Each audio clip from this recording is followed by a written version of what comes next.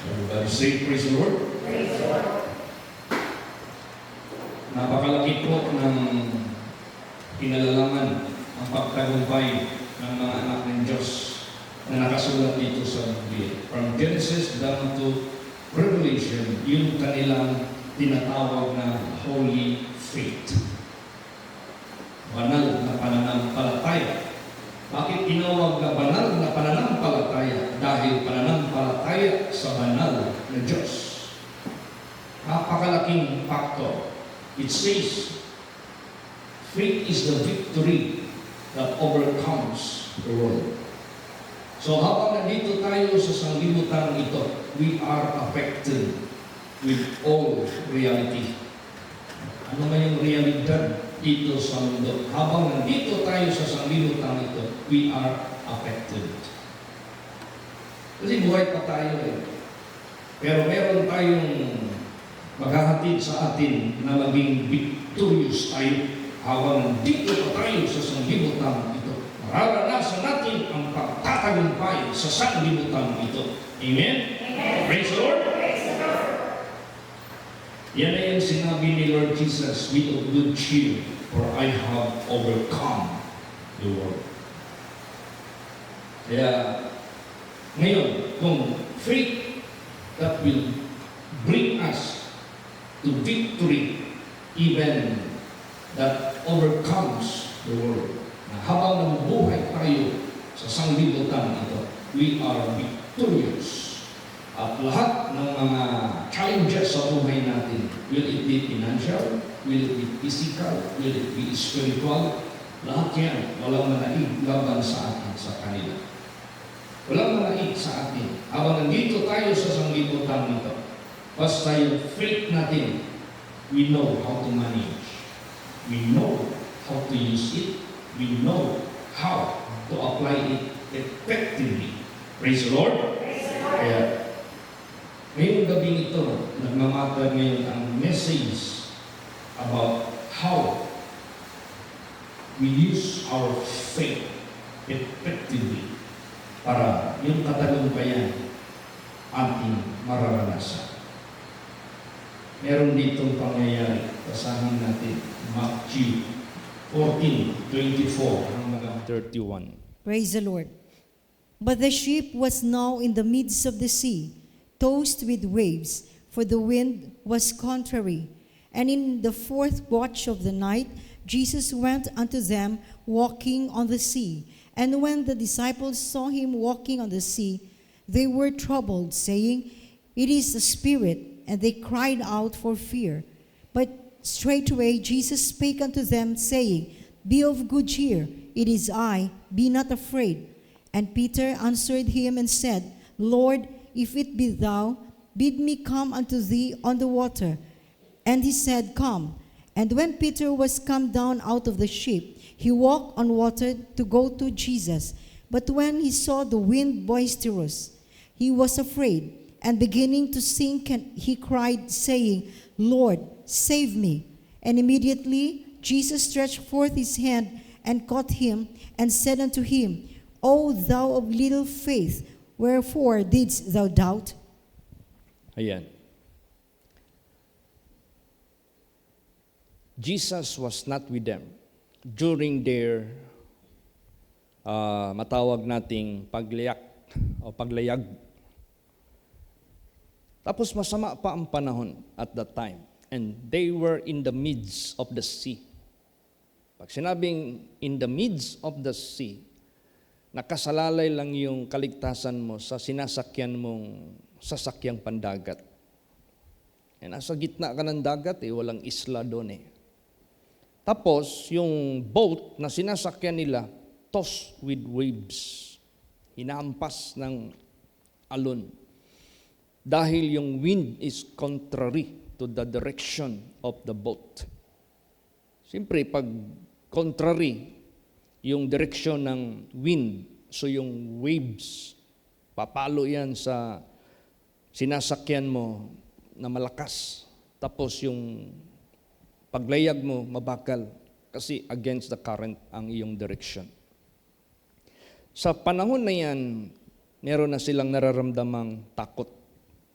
they were already frightened.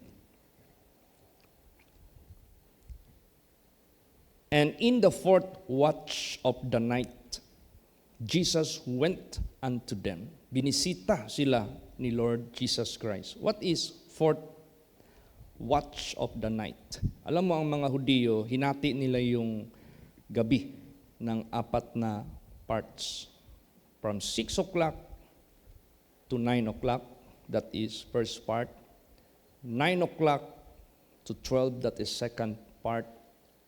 12 to 3 o'clock, that is third part. The fourth part of the night is 3 to 6 in the morning.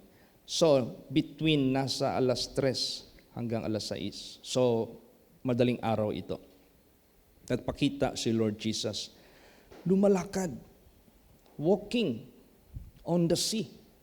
It is in the so-called motion ang nakita nila, lumalakad eh. Pag sinabing lumalakad, it is motion. Lumalakad. Ibabaw sa dagat. Takot na sila sa kalagayan nila. Lalo pa silang natakot kasi akala nila multo ang nakita nila. And it was not the master. And when the disciples saw him walking on the sea, because that is unusual. Unusual yan. Jesus Christ was not yet resurrected. He was still in the flesh at that time. So, multo kaagad ang kanilang perception sa nakita nila. And when the disciples saw him walking on the sea, they were troubled, saying, "It is a spirit." Kung sa tambanon nato, binasayao nato na ang ilang gisulti, kung sa Tagalog pa, multo. Kung sa Bisaya pa, dilingon nato. Unsa pa yung term na? Multo. Di po, ungo. Di ba siguro ungo. Basta, pertaining evil spirit. And they cried out for fear. Grabe yung sindak na sila, takot na sila, talagang frightened na talaga sila. But straightway Jesus spake unto them, saying, "Be of good cheer." Yan. Huwag kayong malungkot, huwag kayong matakot, magsaya kayo. It is I. Ako ito. He is referring to their master, to our Lord Jesus Christ. And he said, "Be not afraid." Huwag kayong matakot. Huwag kayong matakot na malunod kayo. Huwag kayong matakot na hindi kayo makarating sa inyong destinasyon. Huwag kayong matakot na bibisitahin kayo lalo't na ng multo. Sabi ni Jesus, ako ito. Ito si Peter, malikot ang isip. And Peter answered him and said, "Lord, if it be thou," Panginoon, kung ikaw yan, "bid me come unto thee on the water." Grabe din si Peter, no? Nakakuha din siya ng idea. Subukan kaya natin ito. If it is really our master, I'm going to ask him if it is really you are the one. Cause me to go to you through walking on the surface of the water. Parang sinubukan din niya si Lord Jesus Christ, whether siya nga talaga o hindi. Sumagot man si Lord Jesus. And he said, "Come." Halika. And when Peter was come down out of the ship, imagine that, Peter attempted to come out from the ship and put himself on the water. Hindi yan basta-basta na courage. Hindi yan basta-basta na faith. Hindi yan basta-basta na matatawag nating faith. He walked on the water. It is being proven that it is really the Christ, Jesus, their master. Nakalakad siya, ibabaw sa tubig. That is unusual. That is impossible. Pero nakalakad siya. But when he saw the wind boisterous, he was afraid. You know how God gauges our faith? Paano niya sukatin yung faith natin? Pag ikaw ay natakot, pag ikaw ay naging natakot ka, kung baga pa nag-alinlangan ka na, negative na yung isip mo, and you are thinking negative things, na malunod ka, ano-ano pang mga negative. Natakot siya nung nakita niya ang hangin na malakas and beginning to sink. Now, nung hindi siya natakot, pinakita niya ang kanyang faith, itong labas pa lang niya sa bangka at pagpatong pa lang niya sa dagat, alam mo, dagat yan eh. That is an act of faith. Praise the Lord. That is an act of courage. Nakalakad siya because faith has been applied. Faith has been used effectively. So faith, it is always accompanied with courage. Kabaliktaran ng takot. Ngayon, nung nakita niya ang malakas na hangin, natakot siya. So that is a sign of unbelief. That is a sign of or indication of doubt. He began to sink, meaning to say, nawala yung power of God.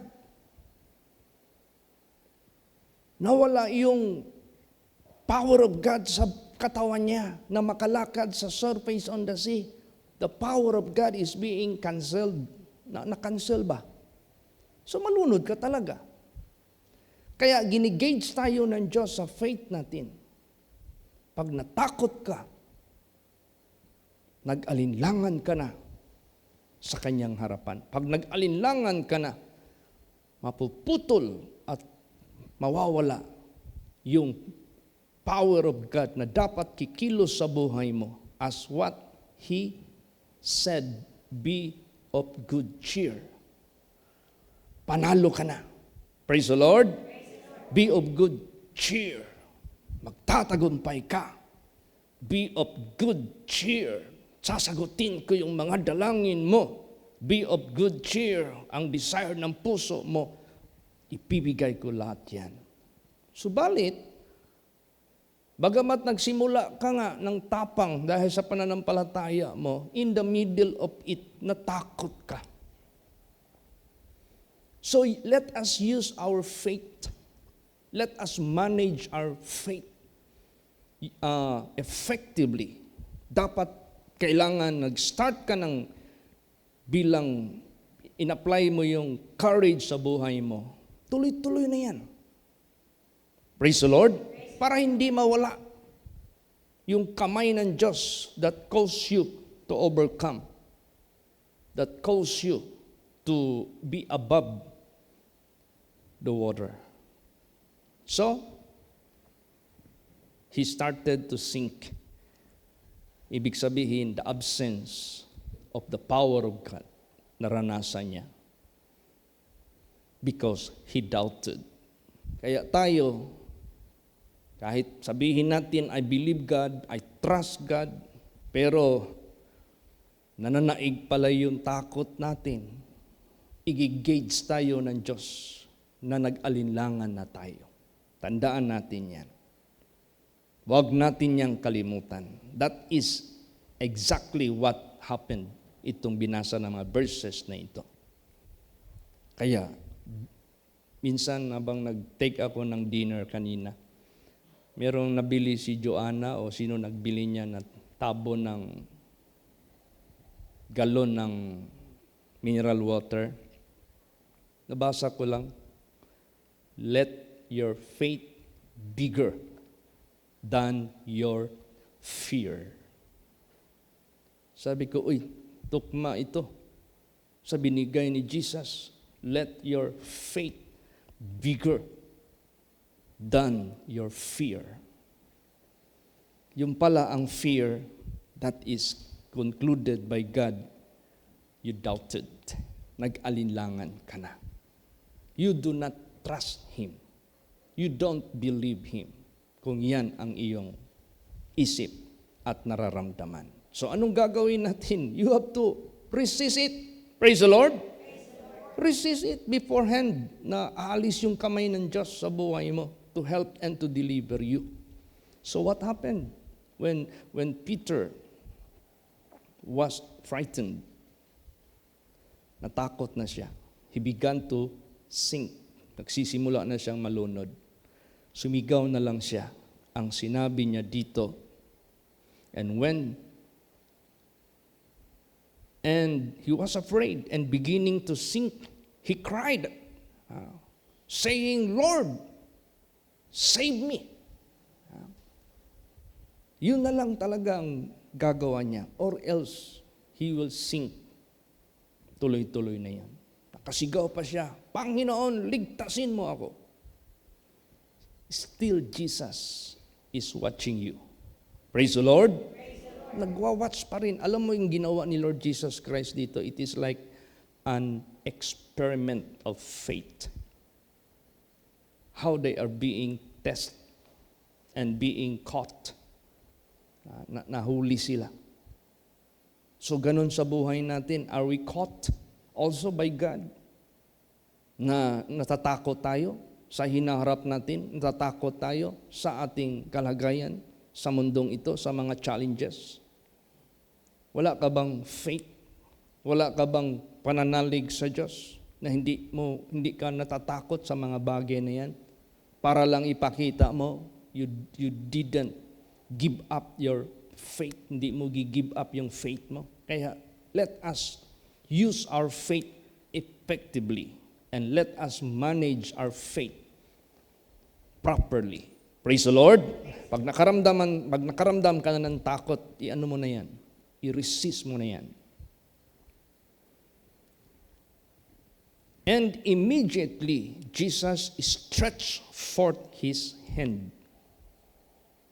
Immediately, right away, inunat ni Jesus ang kanyang kamay. And caught him. Nakuha siya. Ano ngayon ang conclusion sa nakita ni Jesus Christ? What was His conclusion over the attitude, reaction of Peter at that time? Ito ang kanyang sinabi. Nung nasagip na siya, siyempre pag sinagip siya, wala pa naman sila sa boat kasi distance sila sa boat. Pagsagip, paghawak ni Jesus sa kanya, so Peter was able to stand on the surface of the sea together with Jesus. Praise the Lord. So magkatabi na sila. Hindi na nalunod si Peter. Wala na. Tabi na sila. Both of them are standing on the surface of the sea. At pumunta sila sa boat by walking on the surface of the sea. Kasi may distansya nga. You see, dyan mo makikita how God is powerful, how God is really knows what to do. Paano tayo sagipin. At ang sinabi ni Jesus sa kanya, O thou of little faith, wherefore didst thou doubt? Ikaw, maliit ang pananampalataya, mas malaki ang fear mo kaysa faith mo na baliktad sa binasa ko kanina. Ang nabasa ko kanina, let your faith bigger than your fear. Dito, ang nangyari kay Peter, his fear is bigger than his faith. Kaya, ang sabi ni Jesus, ikaw, munting pananampalataya, mas malaki ang takot mo kaysa sa iyong pananampalataya. Bakit ka nag-alinlangan? Alam mo kung ipatuloy natin itong chapter na ito, itong verse na ito, when they reached the boat, andun na sila sa loob ng boat, from the place saan sila nagtayo at lumakad papuntang boat, huminto ang malakas na alon, huminto ang malakas na hangin. Kaya sa buhay natin, God is in control of all. Praise the Lord. Lahat kontrolado po ng ating Panginoong Diyos. Meron pa dito, natakot din. Isang servant ng prophet of God, which is Elisha, yung Syria, umatake sa kanila kung saan sila naroroon. Paggising ngayon sa umaga ng servant na yan, gulat na gulat siya. Ang daming mga kabayo, ang daming mga sundalo, ang daming mga chariots, papunta na sa kanila. Anong reaction niya? Basahin natin. 2 Kings 6, verse 15. Praise the Lord. And when the servant of the man of God was risen early and gone forth, behold, an host compassed the city both with horses and chariots. And his servant said unto him, Alas, my master, how shall we do? Yan. Takot na takot siya. Alas, sabi niya, my master, how shall we do? Anong gawin natin nito? Anong gawin natin? Paano gawin natin? Napalibutan na tayo ng mag-aatake sa atin. Alam mo ang sagot ng propeta sa kanya? Fear not. So, ang indication ng doubt, sinupalpal ng propeta ng Diyos. Fear not, because ours are more than they, or than them. Praise the Lord. Huwag kang matakot.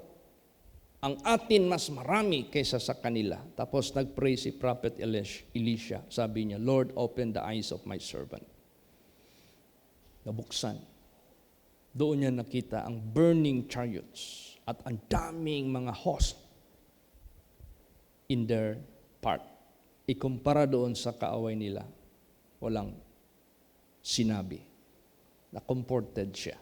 Kaya sa buhay natin, kahit invisible ang Diyos, kahit hindi pa natin nakikita ang deliverance, kahit hindi pa natin nakikita ang mga financial na pangangailangan natin, kahit hindi pa natin nakikita ang ano pa mang tulong na dapat nating tanggapin mula sa Diyos, huwag tayong masindak, huwag tayong matakot sa ating nakikita sa harapan natin na palapit na sila sa atin. Palapit na ang due date, palapit na kung ano man yung malapit na, tapos wala ka pa sa kamay mo, huwag kang matakot niyan.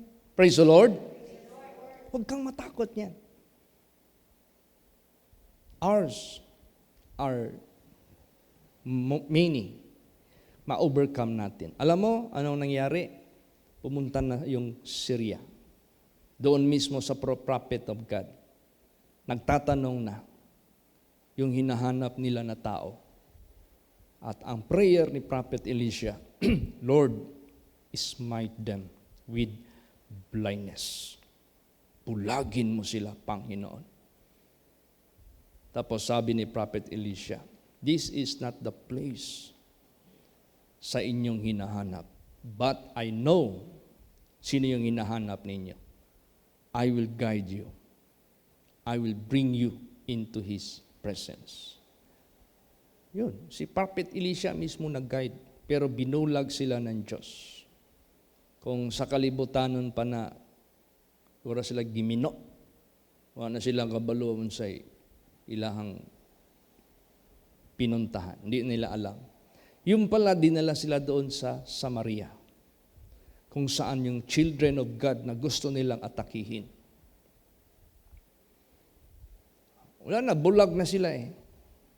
Sabi ngayon ng mga anak ng Diyos, okay, ngayon, nasa kamay na natin ang mga kaaway natin. Patayin na natin sila. Ang guidance ng Diyos sa prophet of God,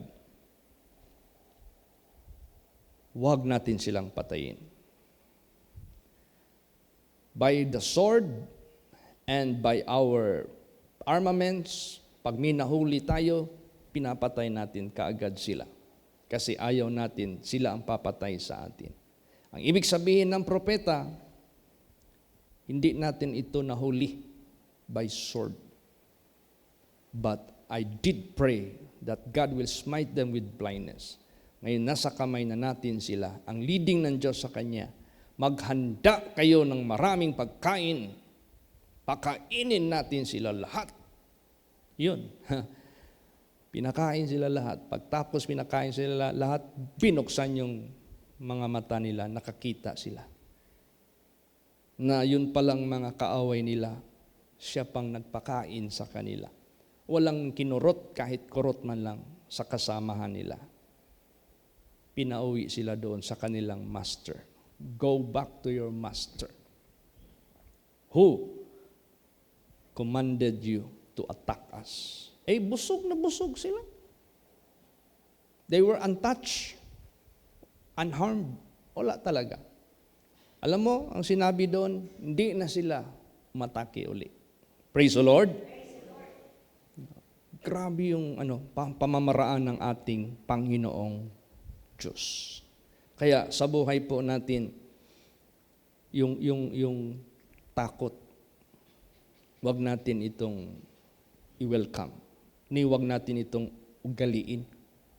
Ni wag natin itong gawing stronger kaysa faith natin or bigger kaysa faith natin. Wag. Basahin natin anong sinabi dyan. Anong mga instruction ng Diyos? Tandaan natin ito.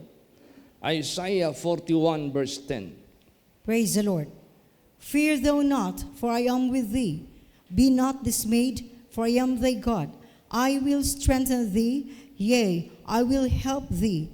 Yea, I will uphold thee with the right hand of my righteousness. See? Imagine that. Ang instruction kaagad ng Diyos sa kanyang people, huwag kayong matakot. Ako kasama ninyo. Huwag kayong manghina. Ako ang inyong Diyos. Palakasin ko kayo. Oo, tutulungan ko kayo. Oo.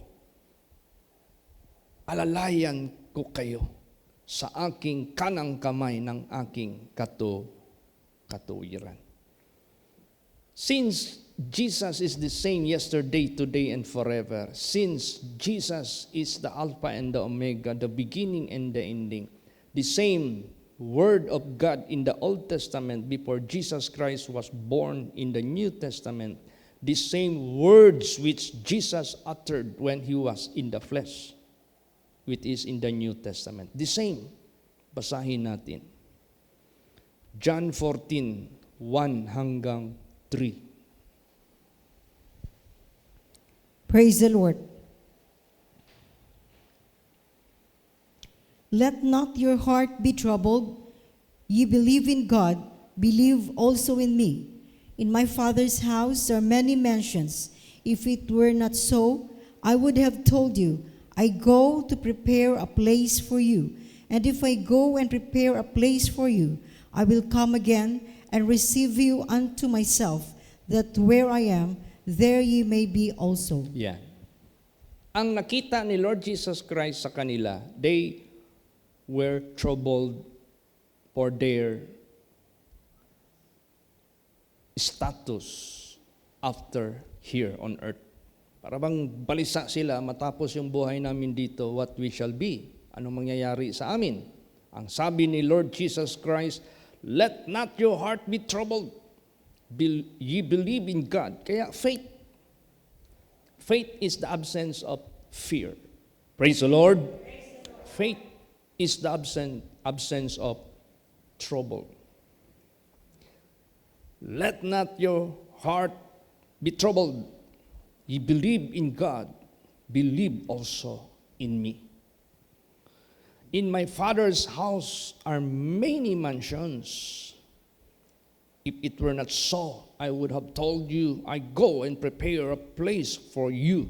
If I go and prepare a place for you, I will come again and receive you unto myself, that where I am, there ye may be also. Hindi lang pala dito sa mundo tayo hindi iiwanan ng Diyos. Lalo't na sa kabilang buhay, hindi niya tayo rin iiwanan. Praise the Lord! God is our everlasting God. He is not only our God while here on earth, but He is our everlasting God. Kaya pasalamat tayo sa ating Panginoong Diyos. Tinuturuan niya tayo how to use our faith effectively, how to manage our faith para mag-take effect yung pangako ng Diyos sa buhay natin. Nakita mo nung natakot si Peter, an indication of doubt, and God hates doubt. Ayaw ng Diyos yun. Ayaw na. Ikaw daw, may asawa ka, nag-alinlangan ka. May asawa ka, nag-alinlangan siya sa iyo. Di ba? Masyadong ano yan?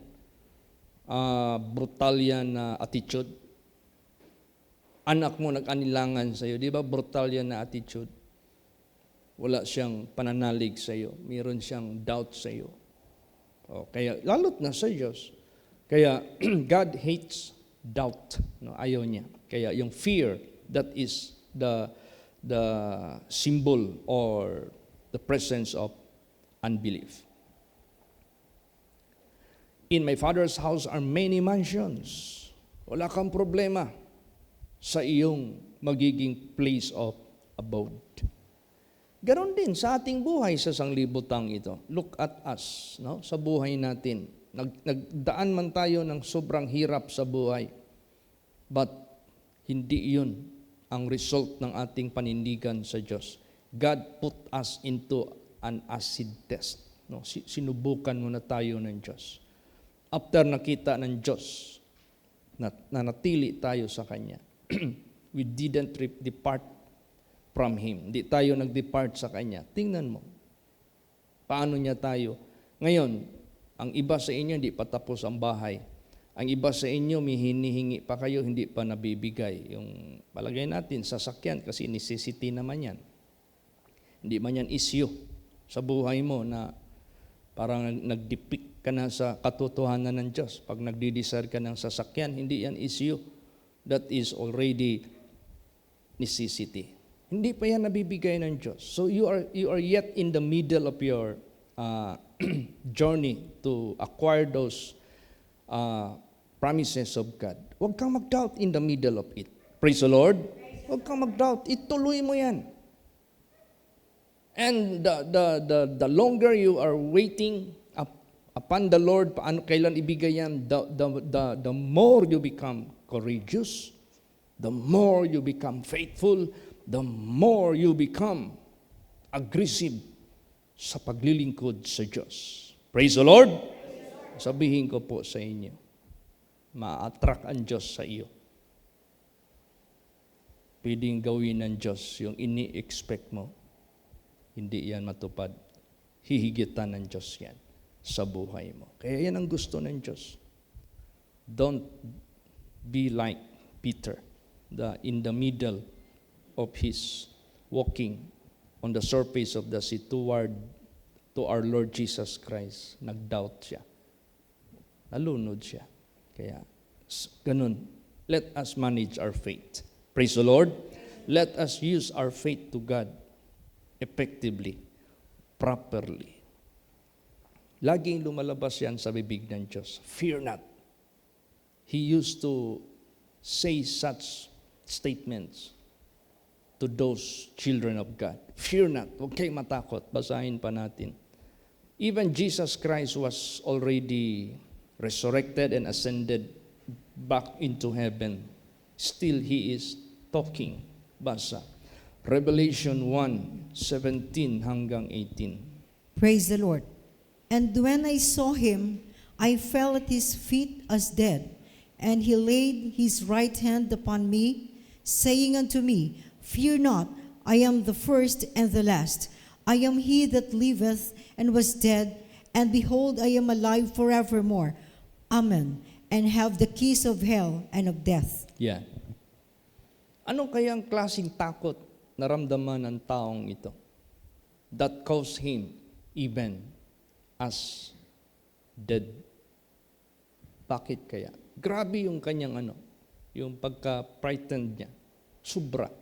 Then anong sabi ni Jesus Christ? Huwag kang matakot. Fear not. I am the first and the last. I am he that liveth and was dead, and behold, I am alive forevermore. Amen. And have the keys of hell and of death. Basa pa, Revelation 1:8. Praise the Lord. I am Alpha and Omega, the beginning and the ending, saith the Lord, which is, and which was, and which is to come, the Almighty. Yan. Tayo na naniniwala sa Diyos, sometimes our faith depends on how we know God. Magdidepende yan yung faith natin sa ating pagkilala, sa ating pinanampalatayanan. Why Paul did succeed sa ministry niya? Yung sinabi niya, I know whom I have believed, and I am persuaded that he is able to keep that which I have committed unto him against that day. Paul was able to preach fully the gospel kung saan man siya pinadala ng Diyos. Lahat kinumit niya sa Diyos, at habang kinukumit niya ito sa Diyos, kilala niya kung sino yung pinaglalagakan niya ng pananalig. Ganun din sa buhay natin. Praise the Lord. Hindi kay pagdating na ng mga bagay na nakakasindak, ang tingin na natin kay Jesus mas maliit kaysa mga bagay na ating hinaharap. No. Reverse it. Baliktarin mo. Lahat na nakikita natin sa harapan natin, they are so little compared by our Lord Jesus Christ that is with us, nakasama natin. Kaya laging sinasabi ni Jesus, be of good cheer. Be not afraid. Fear not. Sinasabi niya yan sa Old Testament, sinasabi niya nung nandito pa siya sa flesh, sinasabi niya rin sa Book of Revelation. Ganun ang Diyos. Gusto niya tayo mga anak ng Diyos. Manage your faith. Praise the Lord. Use your faith effectively. Ano pang sinabi niya? Isaiah 41 verse 4. Praise the Lord. Who hath wrought and done it, calling the generations from the beginning? I, the Lord, the first and with the last, I am He. See? Hindi lang sa Revelation ang statement, I am the first and the last. Pag mabasa mo yan sa Old Testament na nagsasabi, I am the first and the last. He is the Father. He is the God, the creator of everything. He is the God of all flesh. He is the creator of all. Siya yun. Yung Father, kung tawagin, yung living God, yung true God. The same statement na sinasabi ni Jesus Christ at the same na statement na sinasabi patungkol sa ating Panginoong Hesukristo. Praise the Lord. Kaya pag sinabi mo, I know Jesus Christ, you have to know Him well. Kilalanin mo siya ng husto para wala ka ng katakutan sa buhay mo. Amen? Praise the Lord.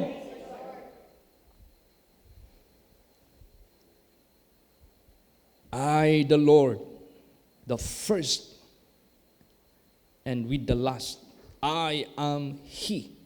Ako siya. Basa pa, Isaiah 44:6. Praise the Lord. Thus saith the Lord, the King of Israel, and His Redeemer, the Lord of hosts, I am the first and I am the last, and beside me there is no God. Yan. See? Napakaliwanag niyan. I am the first, I am the last, and beside me, there is no God. Kasi maraming mga religions ngayon na nagpatatawag na Christian, they never believe that God in the Old Testament, the same Jesus in the New Testament. Marami yan. Hindi nila maintindihan. Hindi nila masakayan ang lahat ng sinasabi ng salita ng Diyos. They are so choosy. Masyado silang choosy sa banal na salita ng Diyos. Kung ano yung belief ng kanilang founder na tao lang, they carry on generation to generation kahit kinokorek na sila sa banal na salita ng Diyos. Ang liwanag yan. Praise the Lord. Yeah, importante yung pagkilala natin kay Lord Jesus Christ. Wala ng Diyos, sabi dito. Thus saith the Lord, the King of Israel, His Redeemer, the Lord of hosts. I am the first, I am the last, and beside me there is no God. The capitalized G. Word God na capitalized G. That is the only God. Kaya salamat tayo sa ating Panginoong Diyos na lagi niya tayong tinuturuan. Baka matagal na tayong may faith sa Diyos, but you mismanage it. Matagal na tayong may faith sa Diyos, but sometimes you misuse it. Matagal na tayong may faith dyan sa Diyos, but it is ineffective. Hindi epektibo ba? O yan, tinuruan tayo ng Diyos.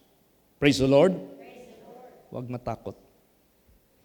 Gamitin natin yung ating courage, because courage, that is a indication of you're a man of faith. Meron kang pananampalataya sa Diyos.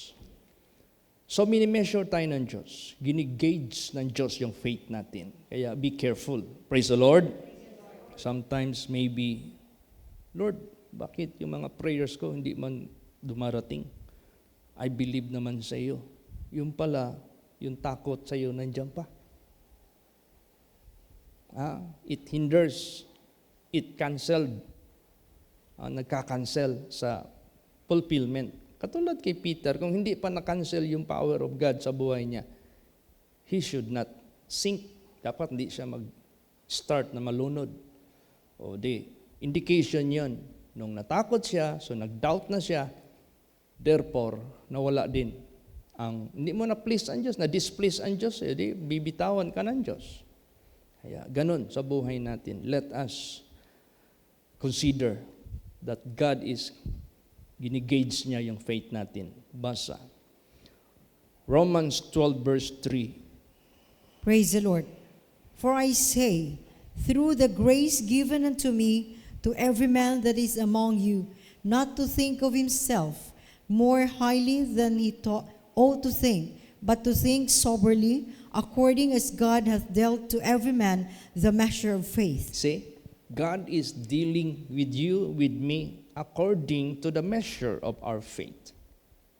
Now, yung ating faith na sinusukat ng ating Panginoong Diyos before He will deal with us, is it yung pag-measure niya talagang umabot ba? Hindi ba tayo naging katulad sa hari sa Old Testament? Mini, tekel, oparsin. When thou art weighed, you are found wanting in the balance. Nagkulang. Ay ganun din sa faith natin. Huwag nating haluan ng fear. Kasi that is an indication of unbelief. Pagsukat ngayon ng Diyos, hindi doon sa kanyang ine-expect sa atin. Wala. Hindi mangyayari yung ating ine-expect na hinihingi sa Diyos.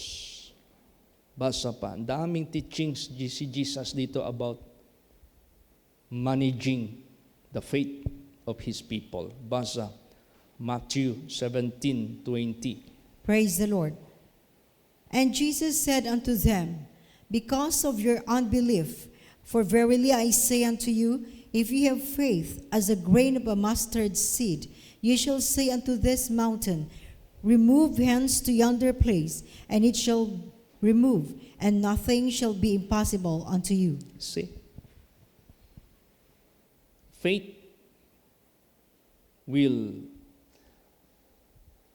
move God to perform impossible things. And nothing is impossible with God.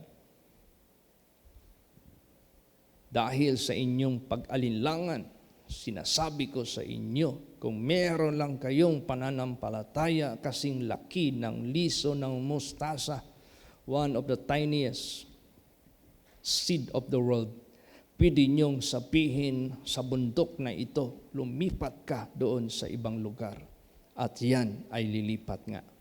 At walang impossible, walang imposible sa inyo.